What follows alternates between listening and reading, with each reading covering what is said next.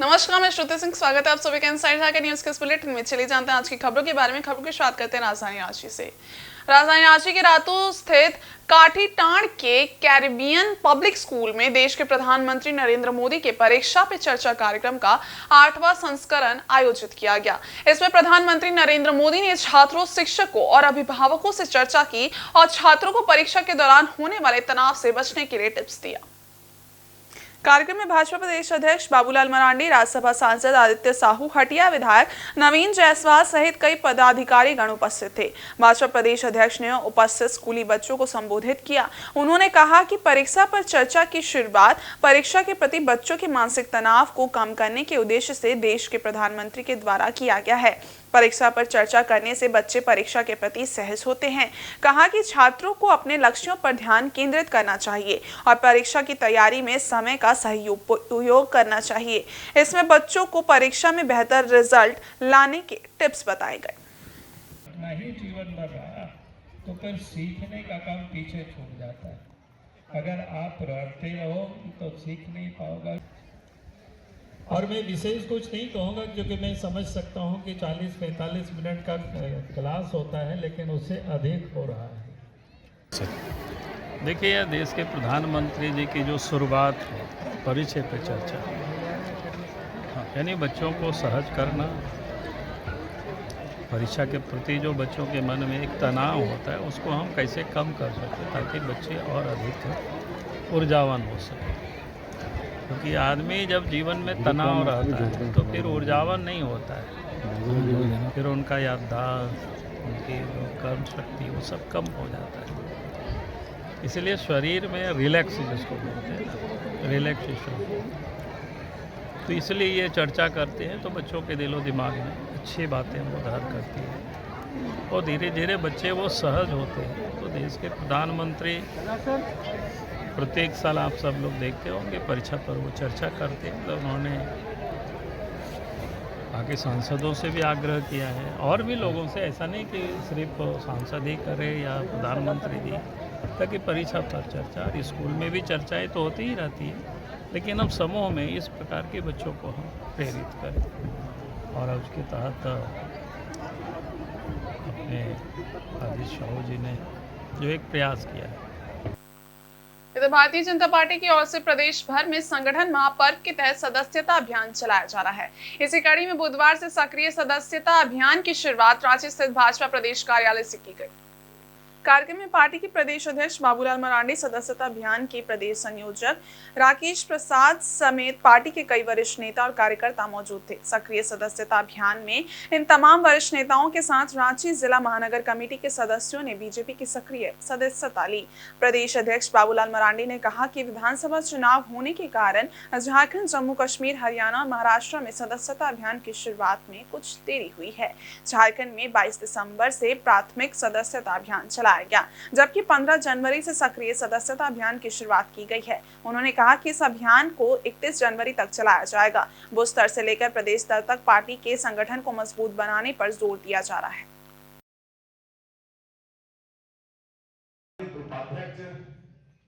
संगठनकर्ता बड़े भाई स्वागत करते हैं, अभिनंदन करते हैं। जोरदार ताली बजा के हमारे बीच जन जन के नेता, हटिया के लोगों का भी जोरदार ताली बजा के हम स्वागत करते हैं, अभिनंदन करते हैं। मंच पे की संगठन पर चल रहा है। ऐसे सदस्यता अभियान 2024 के सितंबर से ही प्रारंभ हुआ। झारखंड प्रदेश, जम्मू कश्मीर, हरियाणा और महाराष्ट्र इन 4 राज्यों में चुनाव होने के कारण सदस्यता अभियान में थोड़ा विलंब से प्रारंभ हुआ है और हम सब ने 22 दिसंबर से सदस्यता अभियान प्रारंभ हुआ। तो प्राथमिक सदस्यता अभियान चल भी रहा है और आज 15 जनवरी से अब सक्रिय सदस्यता भी बनाने का काम हम सब लोगों ने प्रारंभ किया। आज विधिवत सक्रिय सदस्य यहाँ जो लोग आए हैं वो भी बन रहे हैं, हम भी खुद बने और सदस्यता जो प्रभारी है राकेश प्रसाद जी, संगठन प्रभारी श्री कारदेव जी, होली बने और नवीन भी यहाँ विधायक जो भी यहाँ उपस्थित है सभी लोग सक्रिय सदस्य आज यहाँ बने और इस महीना के आखिरी तारीख तक यानी 31 जनवरी तक हम सब लोगों की प्रयास होगी कि अधिक से अधिक सक्रिय सदस्य को करना है। वैसे ऑनलाइन भी 3,000-3,500 करीब सक्रिय सदस्य बन चुके, लेकिन फॉर्म भर करके उसको अपने अपने मंडलों में जमा करनी पड़ेगी और ये सक्रिय सदस्यता और प्राथमिक सदस्यता का काम जब पूरा हो जाएगा तब मंडल समिति छोड़ नहीं, मंडल समिति उसके बाद बूथ समिति फिर मंडल समिति फिर जिला समिति इसके बाद प्रदेश की जो कार्य समिति है वो गठित हो। और राजधानी रांची के हिंदी पीढ़ी इलाके से 11 जनवरी से लापता 2 बहनों को पुलिस ने कर्नाटका से बरामद कर लिया है।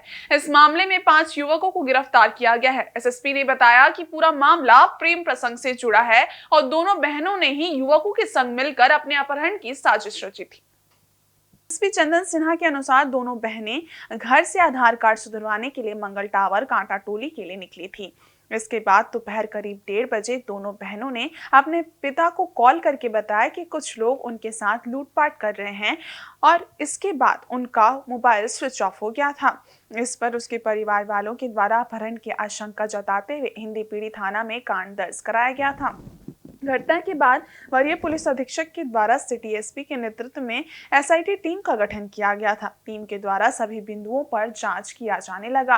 तब पता चला कि दोनों लड़कियां मंगल टावर के पास से एक ऑल्टो कार में एक युवक के साथ बूटी मोड़ और मांझी सिक्की दिरी होते हुए चितारपुर गई और वहां से कोडरमा वाराणसी होते हुए ट्रेन से कर्नाटका गई। इसके बाद वरीय पुलिस अधीक्षक द्वारा कर्नाटका के एडीजी से सहयोग का अनुरोध किया गया।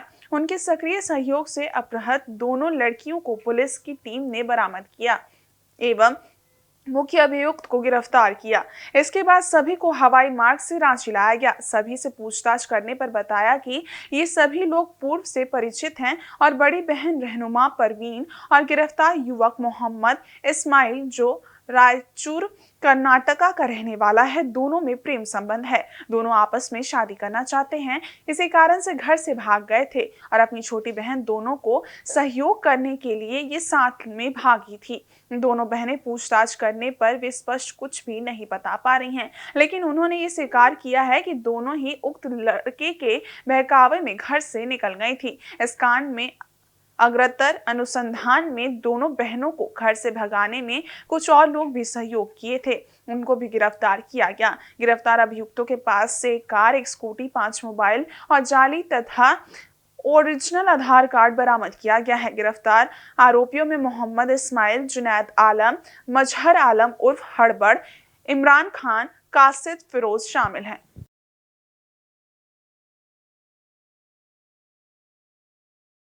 तारीख को एक 2 लड़कियों के अपहरण की सूचना प्राप्त हुई। उनके घर वालों ने रिपोर्ट किया कि उनकी लड़कियां आधार कार्ड बनाने के लिए कांटा टोली गई थी और बीच रास्ते से उन्होंने एक फ़ोन किया। उस फ़ोन कॉल के दौरान वो लड़कियां रो रही थी कि मुझे ज़बरदस्ती किया जा रहा है ऑटो वाले के द्वारा, और उसके बाद वो फ़ोन ऑफ हो गया। ये बड़ा ही गंभीर आरोप था और गंभीर स्थिति थी। रांची पुलिस ने तत्काल कांड दर्ज किया और दर्ज करने के बाद मामले की गंभीरता को देखते हुए सिटी एसपी के नेतृत्व में एक एसआईटी का गठन किया गया और तत्काल सर्च आरंभ किया गया था। और पुलिस रात भर जो भी संभावित लोकेशंस थे वो जंगल, पहाड़, सारी जगहों पर विभिन्न टीम बनाकर सर्च किया गया, लेकिन इसका कोई सूत्र हम लोग को नहीं मिल पाया। हम लोग लगातार उस लड़की के द्वारा किए गए कॉल के आधार पर हम लोग अनुसंधान कर रहे थे, लेकिन बाद में धीरे धीरे जब हमारा तकनीकी अनुसंधान आगे बढ़ा तो लगा कि मामले में कुछ हेर फेर है। उसके बाद बड़े ही दक्ष तरीके से रांची पुलिस ने अनुसंधान किया और अनुसंधान में यह ज्ञात हुआ कि ये लोग जो लड़कियां हैं वो किसी एक अभियुक्त के साथ ट्रैवल कर रही हैं और वो रेलवे का यूज कर रही हैं, रेल लाइन का यूज कर रही हैं। उसके बाद पुलिस टीम लगातार ऑपरेशन करती रही। इस क्रम में रांची पुलिस की टीम ने और उनके सहयोग आरपीएफ के भी सहयोग किया गया था। हम लोगों ने लगभग कई ट्रेनों को सर्च किया। इसमें से पलामू एक्सप्रेस, शक्तिपुंज एक्सप्रेस, बनारस से चलने वाली कमायनी एक्सप्रेस और गंगावती एक्सप्रेस कर्नाटक जाने वाली कई ट्रेनों को रांची पुलिस ने सर्च किया और आरपीएफ से सर्च करवाया। इसके अतिरिक्त बहुत सारे रेलवे स्टेशन के सीसीटीवी फुटेज देखे गए। उसमें नागपुर, पुणे, कर्नाटक का हुबली, गंगावती सारे का फुटेज सर्च किया गया। और काफ़ी मेहनत के बाद जब मामला क्लियर हुआ तो पता चला कि जो लड़का है जिससे हम लोग भी पूछताछ कर रहे हैं और जो भी गिरफ्तार हुआ है, इसका कहना है कि मेरा लड़की से प्रेम संबंध था और हम लड़की को भगाकर ले गए थे। लड़कियों से हम लोग पूछताछ कर रहे हैं और क्योंकि अभी वो शॉक में हैं तो हम लोग अभी कुछ भी स्पष्ट अभी उनके द्वारा जो है इन्फॉर्मेशन नहीं बता पा रहे हैं कि वो क्या कहना चाह रही हैं। लेकिन कुल मिलाकर था कि लड़कियों ने उस अभियुक्त के बहकावे में आके ही ये झूठा ऑडियो भेजा था ताकि घर वालों को ये लगे कि अपहरण हो गया है और वे अपने बॉयफ्रेंड के साथ जा सकें। अभी हम लोग सारे मामले का सत्यापन कर रहे हैं और बहुत ही शातिराना अंदाज से जो अभियुक्त है और उनके सहयोगी ने इस पूरे भगाने की प्लानिंग रची थी। और इस पूरे प्लानिंग के दौरान ये लोग पुलिस के लोकेशन ट्रेस से बचने के लिए इन लोगों ने कई बार फ़ोन को तोड़ा, सिम को तोड़ दिया। कई बार जो है नए फ़ोन को लेकर रेलवे स्टेशन के केवल वाईफाई का यूज किया या अपने मित्र को बुलाकर वाईफाई का यूज किया ताकि पुलिस जो है सिम के आधार पर ट्रेस न कर पाए। और यह रांची पुलिस के लिए बहुत बड़ी चुनौती थी, लेकिन एक रिकॉर्ड टाइम में रांची पुलिस ने बहुत ही ज़बरदस्त अनुसंधान किया। इस पूरे अनुसंधान में गढ़वा एसपी और नगर उटारी थाना प्रभारी और कर्नाटक के एडीजी और कर्नाटक के कोप्पल जिले के एसपी ने काफ़ी सक्रिय सहयोग किया। आरपीएफ के द्वारा भी ज़बरदस्त सहयोग हुआ और इस पूरे टीम वर्क के चलते और हमारी एसआईटी के ज़बरदस्त काम के चलते दोनों लड़कियां सकुशल बरामद हो गई हैं, जिनसे पूछताछ भी चल रहा है। और जो इस पूरे प्रकरण में जो मुख्य आरोपी था वह कर्नाटक का रहने वाला है, जो हैदराबाद में काम करता है, मोहम्मद इस्माइल, और उनके 4 सहयोगी, कुल 5 आदमी को हम लोगों ने गिरफ्तार किया है जो पूरी योजना में लड़कियों को ले जाने और भगाने में शामिल थे। इस जमशेदपुर के बोडाम थाना अंतर्गत सतनाला डैम के पास गुरुवार सुबह एक बाइक व स्कूटी में आमने सामने टक्कर हो गई। इस दुर्घटना में एक महिला, 2 बच्चे समेत 4 लोग घायल हो गए। सभी घायलों को पुलिस ने एमजीएम अस्पताल पहुंचाया, जहां सभी का इलाज चल रहा है। घटना के संबंध में मिली जानकारी के अनुसार तामुलिया शिव मंदिर के पास की रहने वाली गीता महतो अपने 2 पुत्र 17 वर्षीय महेश और 24 वर्षीय विष्णु के साथ चिरूडी से अपने एक रिश्तेदार के घर से लौट रही थी। स्कूटी विष्णु चला रहा था। इसी दौरान सामने से आ रहे बाइक सवार निमडी चालियामा निवासी संतोष कुमार मुंडा की बाइक से उनकी टक्कर हो गई। इस दुर्घटना में चारों लोग घायल हो गए, जबकि बाइक व स्कूटी क्षतिग्रस्त हो गई। इधर सूचना मिलने पर पुलिस पहुंची और आसपास के लोगों की मदद से घायलों को अस्पताल पहुंचाया। बताया जा रहा है कि संतोष मुंडा सिंचाई विभाग में कार्यरत हैं। उन्हें सिर में गंभीर चोट आई है, जबकि अन्य लोगों को भी काफी जख्म लगे हैं। गीता महतो ने बताया कि बाइक सवार काफी तेज रफ्तार में उल्टी दिशा से आ रहा था। जब तक वे लोग कुछ समझ पाते तब तक दोनों वाहनों की टक्कर हो गई और वे लोग बेहोश हो गए। तमलिया नहीं देखे ऐसे मदद के सामने चिरोडी से आ रहा थे। 3 जन थे, माँ बेटा तो महेश, विष्णु, हाँ विष्णु भी बेटा तो सर नहीं बोल सकते, वही होगा, क्या नाम है, सतनाला। स्कूटी था मेरा सर, इस बाइक तो नहीं ध्यान दिया, अपना बेहोश हो गया। मेरा बड़ा वाला बेटा चला रहा था। अच्छा, फिर देखिए कि अचानक वो एक रोड साइड में आ रहा था कि इतना मार दिए, कुछ समझ में नहीं, गिर गया होगा, पता ही नहीं चला। बाद में लेकर गाँव से होश आया तो देख रहे गिरे हुए हैं, एम्बुलेंस से लाया होगा सर।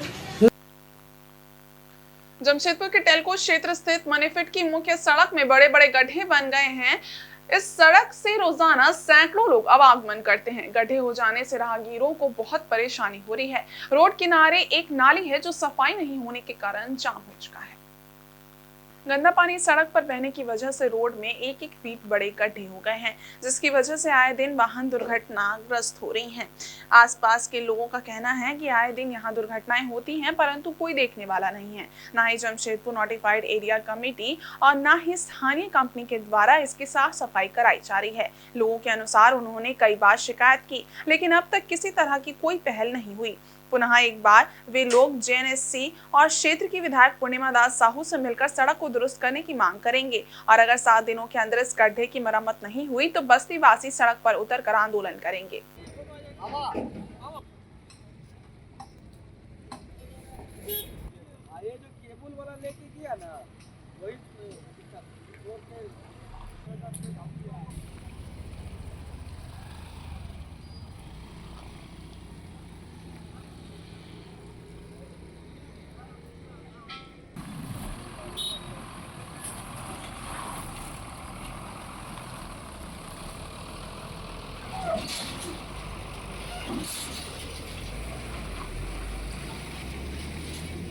नमस्कार, हम लोग अभी जेम्पो चौक पे उपस्थित हैं और यहाँ पे रोड जो है बीच से कम 1.5 फीट तक गड्ढा हो गया है और ये लाखों लोगों के आने जाने का मुख्य मार्ग है और यहाँ पे कितने लोग गिरते पड़ते हैं, बड़ी बड़ी गाड़ियाँ इन सड़कों से निकल नहीं पाती है। तो इन्हीं सब मसलों को देखने के लिए हम लोग यहाँ आए थे। तो हम लोगों ने देखा कि सामने एक बस्ती है जिसका और नाली का पानी सड़क से बहता है जिसके कारण रोड टूटता है। इस समस्या के लिए बस्तीवासी कई बार जिला प्रशासन से संपर्क किए हैं लेकिन अभी तक कोई कार्रवाई नहीं हो पाई। तो इसीलिए हम लोग आज यहाँ उपस्थित हुए हैं ताकि आसपास की कंपनियों से हम लोग आग्रह करेंगे कि कृपया करके आम लोगों के लिए इस सड़क को बनाने का आप लोग कार्य करेंगे। हम लोग जो है आज एक डिमांड ड्राफ्ट जो है हमारे जो शहर को व्यवस्थित करती हैं जिसको जो है उनका नाम बदल गया है, उनको हम लोग एक डिमांड ड्राफ्ट देंगे और यथाशीघ्र इसको निर्माण कराने का मांग करेंगे। इस जमशेदपुर के मानगो डिमना रोड निवासी और मेडिकल रिप्रेजेंटेटिव 28 वर्षीय जय किशन चौधरी की बीती रात सड़क दुर्घटना में मौत हो गई। गुरुवार को पुलिस ने शव को पोस्टमार्टम के लिए एमजीएम मेडिकल कॉलेज भिजवाया और परिजनों को इसकी जानकारी दी। मिली जानकारी के अनुसार जय किशन चौधरी अपने काम से बुधवार को चाईबासा गए थे। वहां से रात को लौटते समय लगभग 9:30 बजे चौका के पास झाबरी गांव के पास किसी अज्ञात वाहन ने उनकी बाइक को अपनी चपेट में ले लिया। इस दुर्घटना में जय गंभीर रूप से घायल हो गए। बाद में लोगों की मदद से पुलिस ने उन्हें 108 एम्बुलेंस सेवा की मदद से एमजीएम अस्पताल पहुंचाया, जहां डॉक्टरों ने उन्हें मृत घोषित कर दिया। घटना की सूचना मिलने पर गुरुवार सुबह काफी संख्या में मेडिकल रिप्रेजेंटेटिव अस्पताल पहुंचे और घटना पर दुख जताया। मृतक के परिचित और एमआर पीआर गुप्ता ने बताया कि जय किशन डिमना रोड स्थित कृष्णापुरी अपार्टमेंट में रहकर अहमदाबाद की एक दवा कंपनी के लिए काम करते थे। उनकी शादी नहीं हुई थी। उनके माता पिता रांची में रहते हैं। इस घटना से उनके परिवार पर दुखों का पहाड़ टूट पड़ा है। वहीं पुलिस ने घटना की जानकारी परिजनों को दे दी है और मामले की छानबीन कर रही है। क्या करते थे? मेडिकल रिप्रेजेंटेटिव थे जाइडस कैडिला, जो अहमदाबाद की कंपनी है, उसमें चाईबासा से लौट रहे थे काम करने के बाद। तो चौका होके आ रहे थे। हाँ, मानगो थाना में रहते हैं, मानगो थाना क्षेत्र में। ये नहीं पता भैया, वो तो बोलने का स्थिति में था नहीं। 108 नंबर लेके आया उसका। कल कितने बजे रात में? करीब 9:30 बजे। ये बाइक में थे, अपाचे में थे। अपाचे अकेले थे? रांची में रहता है, केवल माँ बाप है। अच्छा, यहाँ कौन कौन रहते हैं? यहाँ कोई नहीं रहता है, ये अकेले रहते हैं रेंट पे। और आदित्यपुर के सीतारामपुर टुसू मेला कमेटी द्वारा अखान यात्रा के मौके पर फिल्टर प्लांट के सामने टुसू मेला का आयोजन किया गया। इसमें लोगों की भारी भीड़ उमड़ी। इस दौरान मेला देखने पहुंचे महिला, पुरुष एवं बच्चों को अलग अलग टोलियों में मेला का लुत्फ उठाते हुए देखा गया। मेला में सरायकेला, गम्हरिया, आदित्यपुर सहित आसपास के अनेक स्थानों से टुस्सू की एक से बढ़कर एक प्रतिमाएं, जिसमें 2 चढ़ाल सहित कुल 25 प्रतिमाएं शामिल थी, वो पहुंची। मेला में 1 से लेकर 5वां स्थान पाने वाली टुस्सू प्रतिमा को क्रमशः 20,000, 15,000, 10,000, 5,000 एवं 4,000 रुपए का पुरस्कार दिया गया। वहीं 6ठे से 10वें स्थान तक आने वाली टुस्सू की प्रतिमा को 57वां पुरस्कार मिला। गौरतलब है कि भुआ सीतारामपुर मीरूडी के ग्रामीणों की ओर से यहाँ वर्ष 1982 से प्रतिवर्ष विराट टुस्सू मेला आहूत किया जाता है, जिसमें दूर दराज के क्षेत्रों से भी काफी संख्या में लोग शरीक होते हैं। उपस्थित लोगों को मुख्य अतिथि के रूप में मौजूद जमशेदपुर सांसद विद्युत महतो ने संबोधित किया। उन्होंने टुस्सू पर्व को झारखंड की प्राचीन धरोहर बताया तथा उपस्थित लोगों को टुस्सू पर्व की बधाई दी। उन्होंने भव्य और विराट मेला के आयोजन के लिए मेला कमेटी को धन्यवाद दिए।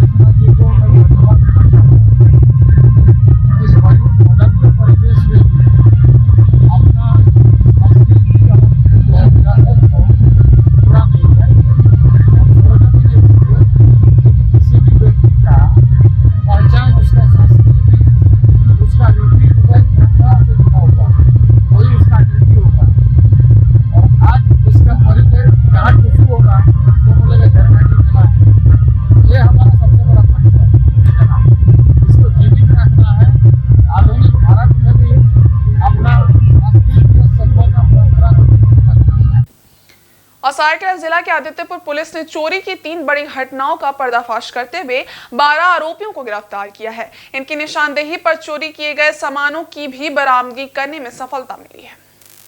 पहला मामला 13 जनवरी को कमसा स्टील से 8 लाख रुपए मूल्य के 15 मोटर पंप चोरी करने का है। इस मामले में पुलिस ने त्वरित कार्रवाई करते हुए छापेमारी अभियान चलाया। चोरी गए मोटर पंपों को कटे हुए स्थिति में नंद किशोर भारती उर्फ नंदू के टाल से बरामद किया।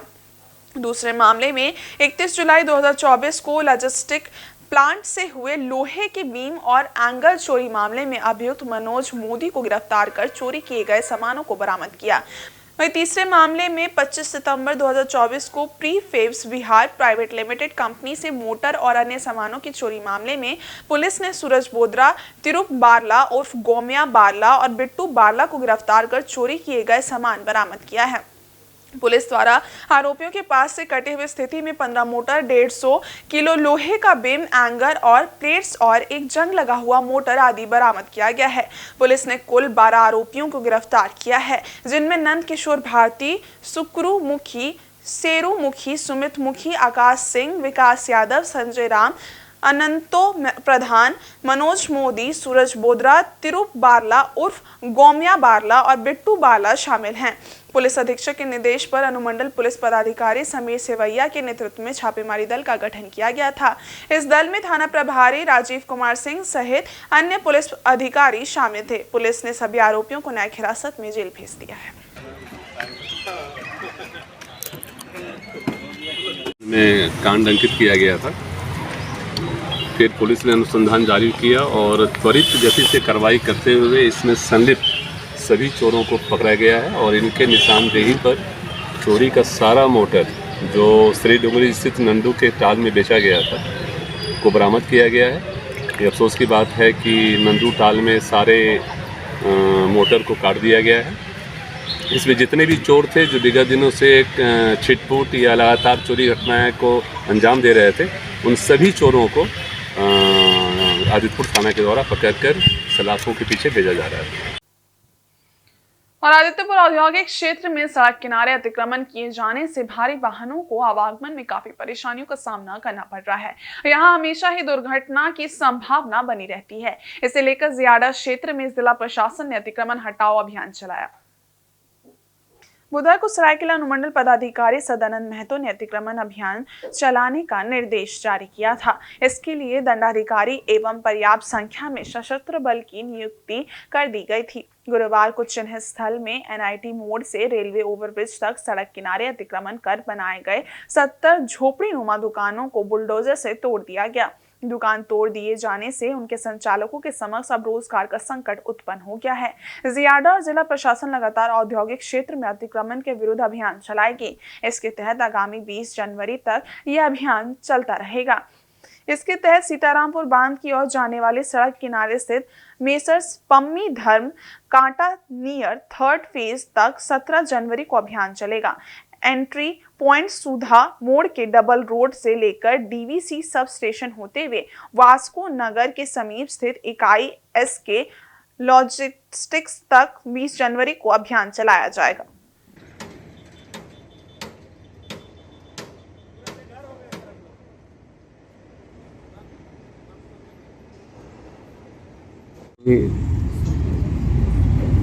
करीबन 70 के आसपास दिया गया था। माइनिंग किया गया तो सबको पहले से ही इतला कर दिया गया था। जगह दुकान है, वो जगह अपना साफ मांग रहा है, इसी कारण हटाया गया। नोटिस दिया था लेकिन ऐलान भी किया। क्या किया जाएगा देखा जाएगा और क्या होगा सर। वो सर हम लोग का छोटा सा ठेला चलाते थे सर, यहीं पे मतलब हम लोग का धंधा चलता था सर। हो गया सर, हम लोग का 10 साल हो गया सर यहाँ पे। इधर रांची के केंद्रीय धुमकुरिया करमटोली में गुरुवार को पैसा कानून 1996 पर महाबहस का आयोजन किया गया। इस बहस का मुख्य उद्देश्य गांव में संविधान द्वारा दिए गए अधिकारों को लागू करवाना और ग्राम सभाओं को सशक्त बनाना था। इसमें वक्ता के रूप में मौजूद पूर्व विधायक सूर्य सिंह बेसरा ने कहा कि पैसा कानून के तहत राज्यपाल को यह अधिकार है कि वो राज्य सरकार को संविधान के प्रावधान लागू करने का निर्देश दे सकते हैं। राज्यपाल को सीधा हस्तक्षेप करना चाहिए और सुनिश्चित करना चाहिए कि कानून सही ढंग से लागू हो।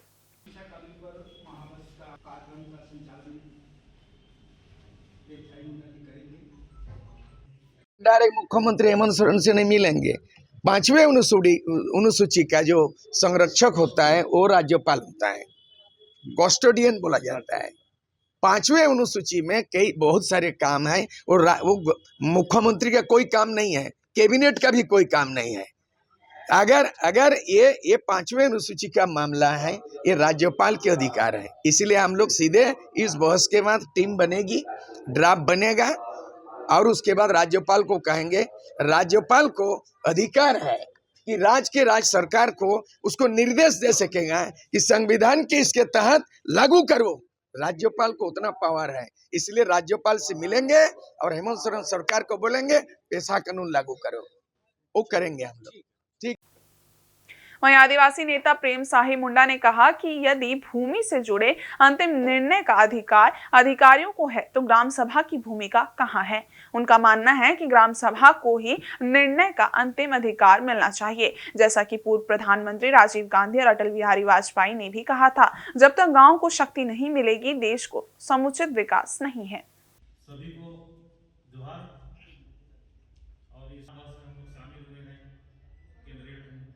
महाबहस का पेशा कानून 1996 के विषय पर आह्वान जो हम लोगों ने किया है, इसका एक ही मतलब है कि जनता जाने कि कोई पी पेशा कह रहा है, कोई क्या कह रहा है। तो धुमकुड़िया कमेटी का कर्तव्य भी बनता है ये समाज को सही दिशा दे और जो संवैधानिक कानून लागू होगा पेशा कानून में वो सरकार के पास जाए। जैसे बालू घाट का जो अधिकार किसका होगा, जमीन के पैमाने पर जो ड्राफ्टिंग हुआ है उसमें लिखा गया है कि अंतिम निर्णय उपायुक्त करेंगे, तो ग्राम सभा क्यों नहीं करेगी। ग्राम सभा का भी जो पुराना पेशा कानून है जो 1996 जो ओरिजिनल कही जाती है उसमें दखल दहानी का प्रोविज़न है। तो ऐसे कई मामले पर जो संशय बनी रहती है उसी को लेकर के आज हम लोग बैठक कर रहे हैं और क्षण के जो बातें आएगी वो समाज में हम लोग सबूत करेंगे, सरकार को सबूत करेंगे। और इसीलिए हम कहना चाहते हैं पेशा कानून क्रांतिकारी कदम है। और यहाँ के जो पूर्व हमारे प्रधानमंत्री थे राजीव गांधी जी, अटल बिहारी वाजपेयी जी, सभी ने कहा था कि ग्राम सभा में ही शक्ति होनी चाहिए। ग्राम जब तक शक्ति डेवलप नहीं होगा देश का विकास नहीं होगा। लेकिन पेशा कानून अब लागू हो रहा है तो विभिन्न प्रकार के भ्रांतियां फैलाई जा रही है। तो हम इसी को लेकर के आज यहाँ पर महाबहस हम लोग कर रहे हैं ताकि पेशा कानून लागू हो और हमारी जो पावर डेलीगेट गांव में हो, गांव गणराज्य डेवलप होगा तभी देश डेवलप होगा। इसीलिए आज इसका उद्देश्य को लेकर के महाबहस आज हम लोग यहाँ कर रहे हैं। झारखंड चैंबर ऑफ कॉमर्स ने स्टार्टअप इंडिया के प्रति राज्य सरकार पर उदासीन रवैया अपनाने का आरोप लगाया है। कहा है कि स्टार्टअप एसओपी नहीं बनने से इस क्षेत्र में आने वाले युवाओं और झारखंड के उद्योग जगत को भारी नुकसान हो रहा है। राष्ट्रीय स्टार्टअप दिवस के मौके पर आयोजित प्रेस कॉन्फ्रेंस में कमेटी के अध्यक्ष अमित अग्रवाल ने कहा कि वर्ष 2016 में झारखंड में स्टार्टअप पॉलिसी बनाई गई थी जो 5 वर्षों बाद खुद ब खुद लैप्स होकर गई। सरकार ने एक बार फिर से वर्ष 2023 में स्टार्टअप पॉलिसी बनाई थी, लेकिन आज तक इस पॉलिसी का क्रियान्वयन नहीं किया गया। उन्होंने कहा कि स्टार्टअप पॉलिसी लागू नहीं होने से झारखंड के उद्यमी उड़ीसा व पश्चिम बंगाल की ओर रुख कर रहे हैं। दूसरे राज्यों में झारखंड के स्टार्टअप को बढ़ावा मिल रहा है और राज्य को भी फायदा मिल रहा है। एक एक्शन आप बताइए, आप लगातार रांची को देख रहे हैं, झारखंड सरकार को देख रहे हैं, कोई एक ऐसा एक्शन। देखिए, मैं सभी क्षेत्र में तो मैं विशेषज्ञ नहीं हूँ। हाँ, स्टार्टअप के मामले में कुछ नहीं प्रयोग हुआ है। मैं इतना ही आप लोगों के माध्यम से हम सरकार तक अपनी बात पहुंचाना, हमारी नाराजगी है बहुत इस सरकार से। पिछले 1 सालों से हम लोग इसके पीछे पड़े हुए हैं कि ये स्टार्टअप पॉलिसी धरातल पर आ जाए। आपने स्टार्टअप पॉलिसी बना दी है, इसे धरातल पर लागू करना बहुत ज़रूरत है। इसके अभाव में शहर के सारे उद्यमी, राज्य के सारे उद्यमी अन्य राज्यों में नामित हो रहे हैं, वहाँ पे जाके अपने आप को एस्टैब्लिश कर रहे हैं। इससे पूरे राज्य का विकास अवरुद्ध है और ये स्टार्टअप इतनी इम्पोर्टेंट एस्पेक्ट को कैसे नज़रअंदाज कर रही है ये सरकार, इससे हम लोग बहुत क्षुब्ध है। चैम्बर के मुकेश अग्रवाल ने कहा कि एक बहुत अच्छा स्टार्टअप पॉलिसी लागू नहीं होने से उद्यमियों का पलायन हो रहा है। सरकारी नीतियों के अभाव में आज तक लैंड बैंक काम नहीं कर रहा है। उन्होंने कहा कि सरकार की ओर से भी स्टार्टअप में कोई पहल दिखाई नहीं देती है। यही वजह है कि दूसरे राज्यों से झारखंड में निवेशक नहीं आ रहे हैं। ये प्रेस कॉन्फ्रेंस आज स्टार्टअप दिवस है 16 जनवरी, जहाँ तक हम ये प्रेस कॉन्फ्रेंस आज स्टार्टअप दिवस है 16 जनवरी, जहाँ तक हम लोग जानते हैं कि प्रधानमंत्री जी ने स्टार्टअप दिवस को लॉन्च किया था कि देश में हर कोने में, हर गांव में एक स्टार्टअप बने। देश काफ़ी आगे बढ़ गया है, लेकिन झारखंड अभी भी स्टार्टअप इकोसिस्टम के मामले में काफ़ी पीछे है। 2017-18 के आसपास में जब मैं भी स्टार्टअप झारखंड में शुरू किया था तो एक जोश थी, एक गर्मी थी और स्टार्टअप पॉलिसी बनाई गई थी जो कि इम्प्लीमेंट भी चल रही थी और 107 स्टार्टअप सरकार ने सेलेक्ट करके उनको बेनिफिट देना स्टार्ट किया था। 2020 के बाद से ये स्टार्टअप पॉलिसी धरातल पे नहीं है, उस पर विराम रख गया है और पिछले 5 साल से हम लोग इस इंतजार में हैं कि उस स्टार्टअप पॉलिसी पर आगे क्या कार्रवाई होगी। युवाओं का भविष्य काफ़ी अंधकार में है, काफ़ी पलायन हो चुका है। लोग आप जान रहे हैं कि दुनिया स्टार्टअप में अपने आप को बहुत गर्व महसूस कर रही है, हर राज्य बहुत आगे जा रहा है, लेकिन यहाँ के स्टार्टअप्स का कोई भविष्य नहीं दिख रहा। जो स्टार्टअप्स थे वो ख़त्म हो चुके हैं, जो नए स्टार्टअप हैं वो अब यहाँ पे रजिस्टर नहीं करना चाहते हैं। फेडरेशन ऑफ चैम्बर से मैं मनीष और Aditya ji chairman startup sub committee के इस प्रयास में हैं कि सरकार के थ्रू जल्दी से जल्दी इसका एक फिर से रिस्टार्ट किया जाए और युवाओं में एक जोश आया जाए। हम लोग इस पर काफ़ी ज्ञापन भी सौंप चुके हैं और अब जो स्थिर सरकार है उसको लेकर के हमारी ये बहुत आशा है कि जल्दी से जल्दी स्टार्टअप पॉलिसी को और एक इकोसिस्टम को जल्दी से किया जाए। फेडरेशन भी इसमें एक बहुत आगे बढ़ कर के यहाँ पर एक इंक्यूबेशन सेंटर भी स्थापित करना चाहता है। इन सारी चीज़ों पर हम लोग करना चाहते हैं और मीडिया से यह सहयोग है कि इस टॉपिक को जल्दी से जल्दी आप पहुँचाएं लोगों तक, सही ऑफिसर्स तक, ताकि इस पर बहुत जल्दी से काम हो सके। जमशेदपुर के मानगो गौड़ बस्ती कृष्णा नगर इलाके में बढ़ती ठंड को देखते हुए कंबल का वितरण भाजपा युवा मोर्चा मानगो मंडल द्वारा किया गया। ये तमाम कंबल सांसद विद्युत वरण महतो के द्वारा उपलब्ध करवाया गया था। भाजपा मानगो मंडल के द्वारा पूर्व में ही कृष्णा नगर समेत आसपास की बस्तियों से तकरीबन 300 जरूरतमंदों का चयन किया गया था। कंबल वितरण कार्यक्रम के दौरान प्रदेश भाजपा व्यवसायिक प्रकोष्ठ के संयोजक नीरज सिंह मुख्य रूप से उपस्थित थे। उन्होंने गरीब जरूरतमंदों के बीच कंबल का वितरण किया। नीरज सिंह ने कहा कि बढ़ती ठंड से लोगों को बचाने के लिए जिले के सांसद द्वारा ये कंबल प्रदान किया गया है, जिसका वितरण आज किया जा रहा है।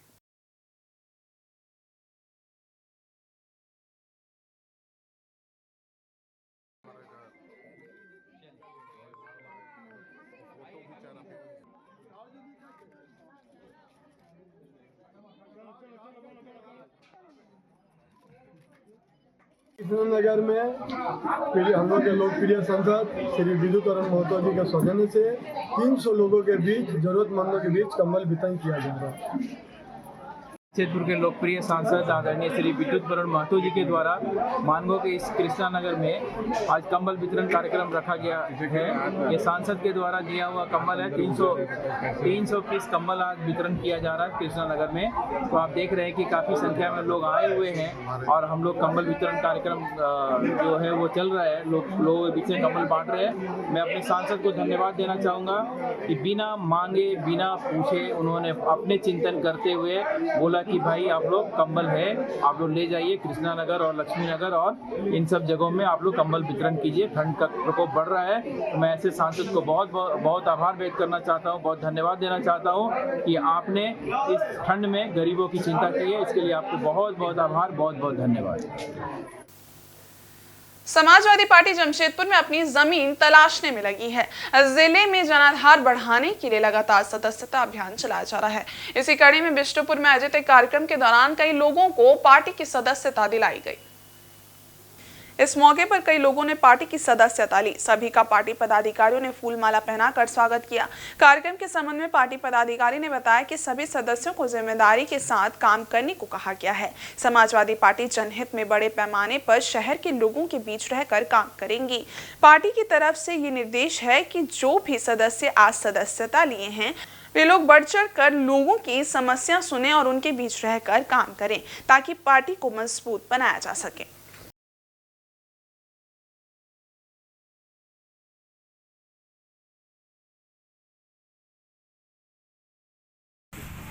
मानव सभ्यता का सबसे पहला सिद्धांत है। जब से समाज बनना शुरू हुआ है तब से समाजवाद अस्तित्व में है। समाजवाद का मतलब है सद्भावना, सहयोग, उन्नति और सशक्तिकरण।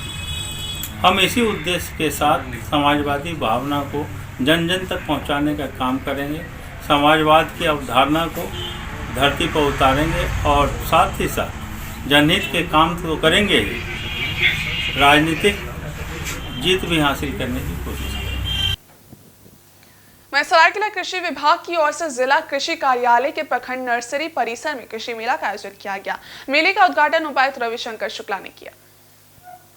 उद्घाटन के बाद उपायुक्त ने मेले में लगे विभिन्न स्टॉलों का निरीक्षण किया और किसानों के लिए प्रदर्शित नई तकनीकों और उपकरणों की सराहना की। इस अवसर पर राष्ट्रीय खाद्य मशीन के तहत उन्नत किसान गणेश माझी को पंप सेट देकर सम्मानित किया गया। अपने संबोधन में उपायुक्त ने कृषि मेले के महत्व पर प्रकाश डाला। उन्होंने कहा कि इस मेले का उद्देश्य किसानों को नई तकनीकों और फसल उत्पादन के उन्नत तरीकों की जानकारी देना है। उन्होंने किसानों से आग्रह किया कि वे इस मेले से प्राप्त ज्ञान को अपने गांव के अन्य किसानों तक पहुंचाएं। उपायुक्त ने कहा कि कृषि मेला किसानों के बीच सकारात्मक प्रतिस्पर्धा का माहौल बनाने का अवसर है। यहाँ किसान एक दूसरे से मिलकर अपनी खेती के अनुभव साझा कर सकते हैं। साथ ही ये मेले में प्रदर्शित योजनाओं और तकनीकों को अपनाने का एक बेहतरीन मौका है। बहुत धन्यवाद आप सभी का।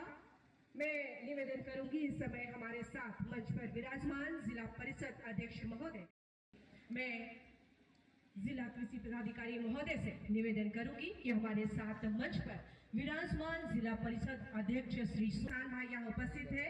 साथ ही मंच पर उपस्थित जिला परिषद आज कृषि विभाग द्वारा आयोजित सभी किसानों को कार्यक्रम संपन्न और अपना स्थान ग्रहण करें।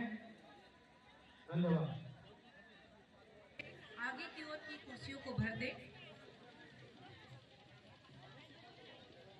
और मंच के कार्यक्रमों की समाप्ति के बाद आप तो नई तकनीकी हैं या फिर जो नए फसल उपजाए जा रहे हैं उसके बारे में हमारे किसान बंधुओं को जानकारी मिल सके और साथ ही साथ आपस में एक प्रतिस्पर्धा का भी माहौल हो। एक गांव से आए हुए किसान जब दूसरे गांव से आए हुए किसान से मिलते हैं और ये देखते हैं कि उन्होंने कौन सी फसल लगाई है और वो किस फसल की खेती कर रहे हैं, तो आपस में थोड़ी एक सकारात्मक प्रतिस्पर्धा का भी माहौल इससे बनता है। तो ये एक अवसर है सीखने का, सिखाने का और साथ ही साथ कृषि विभाग की विभिन्न योजनाओं के बारे में जानकारी प्राप्त करने का। वहीं पूर्वी सिंहभूम जिले के पोटका प्रखंड अंतर्गत हाथी बिंदा पंचायत के बनगोड़ा में सैकड़ों लाभुकों को पिछले 2 माह का राशन नहीं मिला है। इससे लोगों में नाराजगी है। लाभुकों ने राशन दुकानदार अन्नपूर्णा महिला मंडल पर फिंगरप्रिंट लेने के बाद भी नवंबर व दिसंबर का अनाज नहीं देने का आरोप लगाया है। इससे नाराज सैकड़ों कार्डधारियों ने गुरुवार को पोटका प्रखंड मुख्यालय में पहुंचकर जोरदार प्रदर्शन किया और खाद्यान्न देने की मांग की। स्थानीय ग्रामीणों ने कहा कि लगातार 2 माह तक अनाज नहीं देना घोर लापरवाही है। कुछ कार्डधारियों का फिंगरप्रिंट लेने के बाद भी राशन उपलब्ध नहीं कराया गया है। उन्होंने अविलंब मामले की जांच करते हुए लाभुकों को खाद्यान्न मुहैया कराए जाने की मांग की है। लोगों का कहना है कि जब तक उन्हें राशन नहीं मिलेगा उनका आंदोलन जारी रहेगा। इधर प्रदर्शन की जानकारी मिलने पर अंचलाधिकारी निकिता बाला मौके पर पहुंचे और ग्रामीणों को समझाया। उन्होंने आश्वासन दिया कि 2 दिन के भीतर उन्हें खाद्यान्न मुहैया करा दिया जाएगा। साथ ही उन्होंने कल्याण पदाधिकारी सुखलाल हेम्ब्रम एवं एजीएम विशाल कुमार को राशन दुकान में जांच करते हुए राशन उपलब्ध कराने की बात कही। वहीं कार्डधारियों ने कहा कि इस राशन दुकानदार से वह सभी पिछले 1 साल से परेशान हैं। कभी भी समय पर खाद्यान्न नहीं दिया जाता है।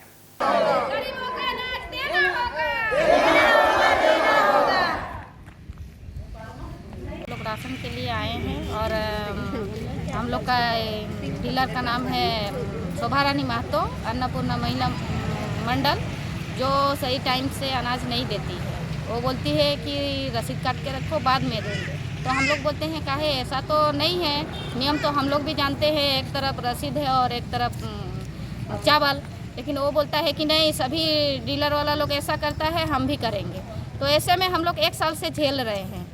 ब्लॉक में एक बार आए थे यहाँ, उस टाइम बोला कि वीडियो सर लोग कि नहीं आप लोग जाइए ना, वो सही तरीके से चावल देगी, लेकिन अभी तक ऐसा नहीं हुआ। आधा आदमी चावल को मिलता है लेकिन आधा आदमी को नहीं मिलता है। तो हम लोग चाहते हैं सभी को मिले, बराबर मिले, एक तरफ फिंगर एक तरफ चावल, बस यही। धन्यवाद। तो अभी आप लोग क्या चाह रहे हैं? अभी चाह रहे हैं कि हम लोग का नवंबर दिसंबर का जिसको जिसको सबको मतलब नहीं मिला है चावल उसको मिलना चाहिए, बस। यहाँ आने का कुछ तो मकसद है। गरीब आदमी है, नवंबर दिसंबर महीना के लोग को अनाज नहीं मिला है, तभी ना प्रखंड कार्यालय में लोग आया हुआ है कि हम लोग कम से कम सीसीओ साहब को, बीडीओ साहब को, एमओ साहब को बात रखेंगे कि गरीब का माल हम लोग को मिल जाए। लेकिन ये लोग पहले भी आया हुआ था, ये लोग को माल नहीं मिला है, भेज देता है यहाँ से जाके दुकानदार माल दो, लेकिन दुकान में माल ही नहीं है तो माल कहाँ से देगा। एक नंबर बात है। दूसरा है कि ये लोग को जो आया हुआ इस बार भी ये लोग को बोला गया, तो बार बार वह जाने का बावजूद भी ये लोग को माल नहीं दिया। आज 10 बजे तक 11 बजे तक दुकान में गया, अभी भी माल नहीं दिया। वो ये लोग को फिर क्या बोलते हैं, मजबूरी हो के यहाँ प्रखंड कार्यालय पर आना पड़ा। ये लोग का यही मांग है कि उचित ये लोग को जांच किया जाए, हम लोग कार्डधारी को माल मिले और उचित राशन डीलर का ऊपर उचित कार्रवाई हो। और आज के इस बुलेटिन में बस इतना ही। हम कल फिर हाजिर होंगे कुछ नई खबरों के साथ। तब तक के लिए देखते रहिए इनसाइड झारखंड न्यूज़। धन्यवाद।